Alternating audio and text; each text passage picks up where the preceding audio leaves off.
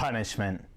Many shudder at the word as they picture a child in the corner facing the wall with a cone-shaped hat on his head. You yourself may have a memory of a time where you got in trouble, and to this day you are unsure why.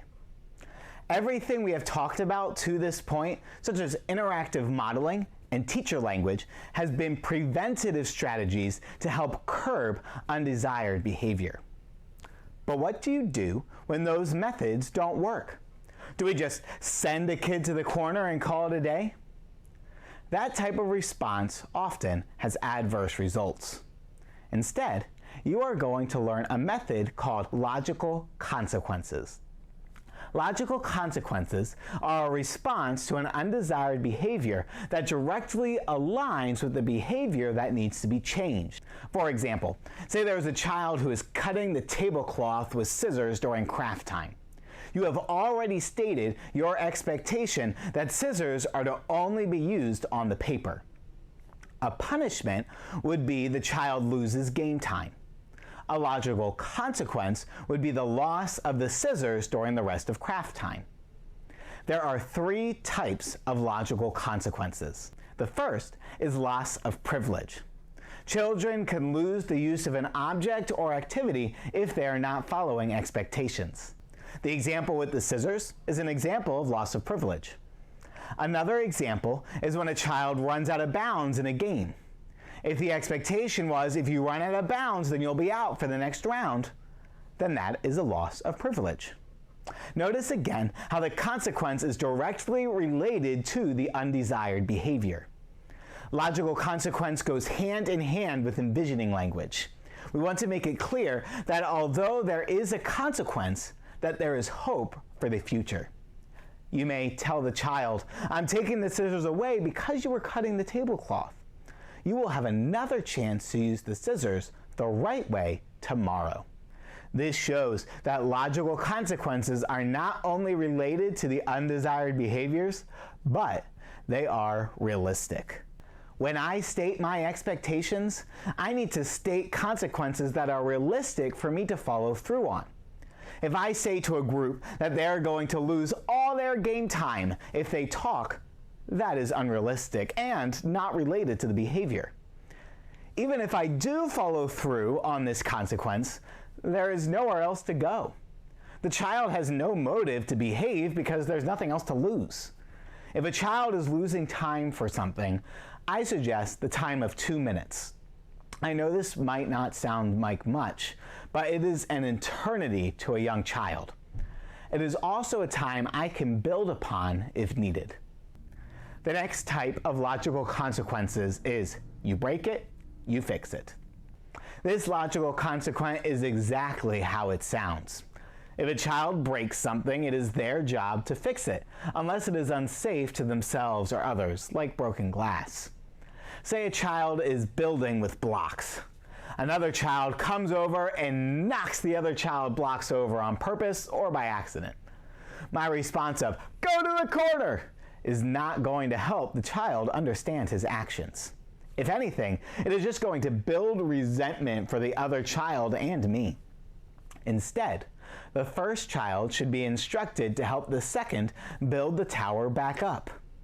It is possible the second child won't want help, but still encourage them to work together. Other decisions can be made after. If the item broken is not something the child can fix, have the child instead do some miscellaneous jobs in order to earn money to replace them. Be sure that this is done in communication with the parents. Remember, we care more about helping the child learn than the item itself. The last type of logical consequences is time out.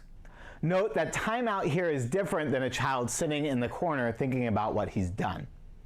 Time out is an intentional separation from the rest of the group to calm down and recollect before rejoining the group. It could also be worded as taking a break. A child can go ask to take a break or can be sent to take a break by another leader. Taking a break is something that can be taught with interactive modeling, so the concept is well learned before emotions get in the way. For example, if a child is worked up over a game and seems to be about to blow his top, that might be a good time to quietly get attention of that child and tell him to go take a break. When he is calmed down and ready, then he can rejoin the group. For all these logical consequences, the goal is to be proactive, not reactive. Our goal is to bring about internal change, not external compliance. Children will open up to you when they know you are disciplining out of love and care. The most helpful item to look at when comparing punishment with logical consequences is this chart. The intention is different between the two. Punishment uses external controls to ensure compliance, while logical consequences focuses on the development of internal control through awareness of impact on self and others. The underlying belief is different. Punishment expects improved behavior because kids fear punishment and will avoid it. You will do what I say because you won't like it if you don't. Compared to logical consequences, where the children desire to do better and can grow with practice and reflection. The teacher's tone is different. You can be reactive, little thought, voice is angry, punitive. Or be proactive, gathers information, voice is calm, matter of fact.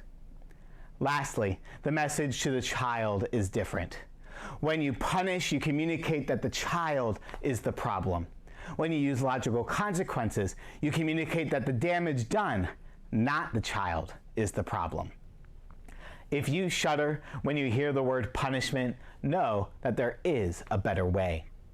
We can discipline effectively so children can grow in character and, most importantly, becoming more like Christ.